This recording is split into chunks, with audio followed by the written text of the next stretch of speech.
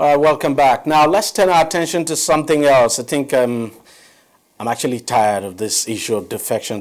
So let's talk about something probably more impacting. Now, if there's one issue that has cast a very bad spotlight on Nigerian lawmakers, it is constituency projects. Every Nigerian would tell you constituency projects are cloaked in a cesspit of corruption.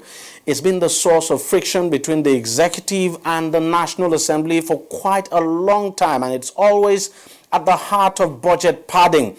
In his speech at the signing of the 2018 budget, President Muhammadu Buhari had accused lawmakers of padding the budget by adding thousands of projects of their own and deliberately distorting the 2018 budget benchmarks to fund their constituency projects. Now, most times these projects are either non-existent or never completed, even when billions are budgeted for them. For instance, in this year's budget alone, the presidency says lawmakers added about 170 billion naira on their budget. That's their own budget now.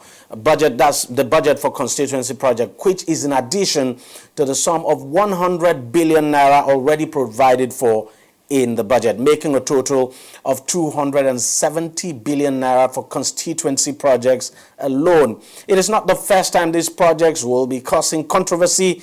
It also actually created an uproar in 2016 and 2017, with many analysts accusing lawmakers of looting funds under the pretext of the projects.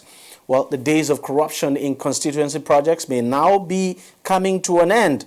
And this is, if I'm not exaggerating, a multimedia platform organization, Order Paper Nigeria, has launched a mobile application that not only tracks constituency projects across the country, including at the state level, but also lets citizens know how much is budgeted for each constituency project, the state of work done, how much has been expended, and all of that. So citizens can basically keep track of everything about any constituency project they're interested in, and even engage their lawmakers and relevant government agencies responsible for the execution of the project. The app is called Constrack and aims to end corruption in the award and execution of constituency projects. Now, the app, which is available for download on both Google Play Store and Apple Store. And as I said earlier, it comes with verified and validated information on the location of the projects, amounts appropriated, level of funding provided, the implementing ministry, department or agency, status of implementation, and the profiles of the legislators concerned. It's indeed groundbreaking, I should say. Earlier in the week, I spoke with Oke Epia, who is the executive director of Order Paper and actually the initiator of Constrack. I began by asking him what the app is all about.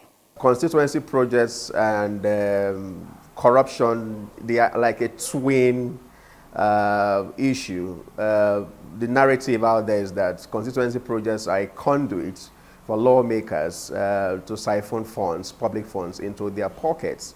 That may not be entirely true, but you know, what you hear is what you believe. So Constrack is designed to be able to interrogate those narratives and actually find out if those are true or not. And the best way we think we should do that is to make it empirical as much as possible. Get citizens to be involved with the projects, get citizens to monitor, to track the projects, and get them to report on their findings directly on a technology-built platform that is not subject to any human interference. You know, because, you know, if you ask for reports, you go to ministries, you go to departments, you go to even their offices, they have tons of reports they would give to you. But I mean, it's neither here nor there. If you put it, you know, within the ambit of citizens to determine by themselves if these projects are actually done, if these projects that are done, they warrant the amounts of money that are said to have been spent on them, and if the projects actually have any impact on the lives and living conditions of the people, they would by themselves report on it on the mobile application that is just, you know, within reach for everybody. So that report, independent report, creates an interface of interrogations and, you know, interactions between citizens amongst themselves, between themselves and the lawmakers involved, between other actors in government, because you know you have ministries, departments, and agencies that actually implement this project. So it's a chain of interaction and interface on the issue of constituency projects. The point is we want to determine whether or not there is the corruption that is alleged to take place. Are you basically saying that on this application now you have loaded on this application all the constituency projects, for instance, for a given year? Yes, we do. That's the idea, because you must have a threshold for people to interact. What we have loaded in the app is the location of the projects, the amounts of money appropriated as in the approved budgets, the amount of money funded, you know, because that's one thing citizens also need to know. When you see amounts of money appropriated for a project, doesn't necessarily translate to that the monies have been released. So we tell you how much has been released for those particular projects. We also tell you the ministry, department, or agency that is responsible for implementing those projects. So, and all of this information provide a capsule for you to be able to, you know, have a coherent view of the projects. So if you're asking, for instance, why has this project not been implemented, you have an idea of, you know, the factors, the variables that could provide you an answer. So if you don't even get an answer, you can provide an answer by yourself. Because if you know, for instance, that for projects XYZ in location T, XY amount of money has been released for the project, but what you see doesn't translate to that, then you can ask questions. I mean, you by yourself, you know that some level of malfeasance or corruption, you know, there is a gap that needs to be filled. So citizens on their own can do this, and that creates a check, a demand to know, you know, on the legislators, on the MDAs, on every actor that is involved in the constituency projects. So in so doing, we are able to, you know, break that culture of corruption. We're able to break that culture of opacity, that because people don't like to talk about it. We're also able to break and open up, you know, that inclusiveness that they also do not want, because if citizens get involved, if there is a good level of inclusiveness, first of all, in the design, in the development of the projects, and of course, in the execution of the projects, all of these issues would, you know, they will not arise to the level that we have them. So the bottom line is that this app now, I'm talking about Construct, basically brings the citizens closer, not just to government, but also to their representatives as well. Absolutely. Absolutely. I mean, because the legislators would also argue, and that's also fine, that, you know, they are closest to their constituents. I mean, they represent their people. They are closer to their people than, for instance, Mr. President. And that's a fine, valid argument. But then how well do they include these people that they represent in the representation, in the mandate that the people have given to them? That is what Construct wants to be able to achieve. We want to be able to break that, you know, that barrier, that gap, you know, in terms of participatory governance. You know, it's not a matter of coming home every Christmas or every, you know, Ilea, they call it, I mean, and say, okay, this is my Christmas rice, and then you go away, they don't see you again to the next Christmas, and then you come around again for the next elections. That is not participatory governance. That is not inclusiveness. We want to be able to have citizens say, look, for the coming budget, we want a borehole in our community. We do not want you to come and give us rice. We want you to use the money to dig a borehole so that we can have water. We want a market in the neighborhood so that our wives can, you know, be able to take produce from the farm to the markets.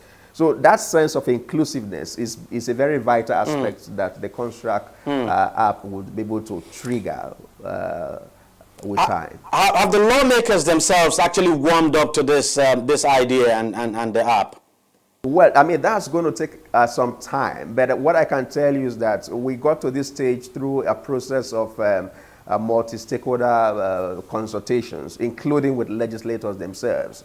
You and I know that it's not going to be easy for someone who is being, who has the spotlight on them to be able to open up and say, look, this is what is going on. But we all of the information that we have in the app are information that have been validated, including by legislators themselves. So, well, corruption, they say, fights back when you fight it. So without meaning to say that legislators are corrupt, those of them who do not have that sense of patriotism to be able to deliver on the projects that they promised to deliver and for which fundings have been released, they are not going to be comfortable with this kind of project. But I mean, we have to move the country forward.